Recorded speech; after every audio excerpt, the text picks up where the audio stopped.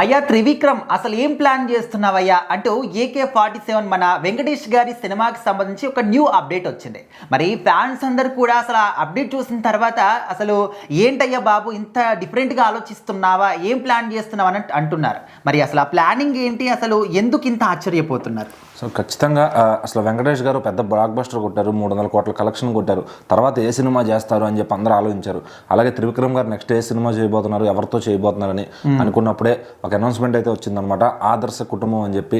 So మరి త్రివిక్రమ్ గారికి ఆ అనే టైటిల్తో ఒక అనుబంధం ఉన్నట్టుంది, ప్రతి టైటిల్ అలా ఉండేటట్టు చూసుకుంటారు.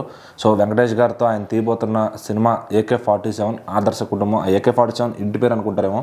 సో మరి ఎందుకు అలా పెట్టారనేది సినిమాకి వెళ్తే తెలుస్తుంది అనమాట. సో ఒక రిటైర్డ్ ఆఫీసర్, మిలిటరీ ఆఫీసర్కి ఒక ఫ్యామిలీకి జరిగే కథ అనమాట. సో దాన్ని త్రివిక్రమ్ గారి స్టైల్లో ఎలా తీయబోతున్నారు ఏంటి అనేది ఈ సినిమా కథ. అయితే రోజు రోజుకి ఈ సినిమా పైన మరింత బజ్ పెరుగుతుంది. ఎందుకంటే దీనిలో పెట్టుకున్న యాక్టర్స్ కానీ, సో శ్రీనిధి శెట్టి గారు హీరోయిన్గా ఉంటారని చెప్పి తెలుస్తుంది. అలాగే నారా రోహిత్ గారు ఆయన రీసెంట్గా మ్యారేజ్ చేసుకున్నారనమాట. సో ఈ మధ్యన ఆయన సుందరకాండతో మంచి కంబ్యాక్ ఇచ్చారు. సో ఒక డీసెంట్ బ్లాక్ బస్టర్ అయితే కొట్టారనమాట. సో మరి ఇప్పుడు ఆయన కెరీర్ని సెకండ్ ఇన్నింగ్స్ని బాగా ప్లాన్ చేసుకుంటున్నారు. మరి ఇప్పుడు త్రివిక్రమ్ గారితో అలాగే వెంకటేష్ గారితో ఈ కాంబినేషన్లో ఆయన నటించబోతున్నారని తెలుస్తుంది. అది కూడా నెగిటివ్ రోల్ అంటున్నారు, అది కూడా పోలీస్ క్యారెక్టర్ అంటున్నారు. సో మరి ఈ క్యారెక్టర్ చేసిన తర్వాత ఆయనకు మరింత స్పేస్ దొరుకుతుంది, యాక్టర్గా మంచి క్యారెక్టర్స్ పడతాయి ముందు అని చెప్పి అందరూ భావిస్తున్నారు అనమాట. సో మరి దీన్ని కానీ యూటిలైజ్ చేసుకుంటే ఖచ్చితంగా నారా రోహిత్ గారికి మంచి ఛాన్స్ అని చెప్పొచ్చు.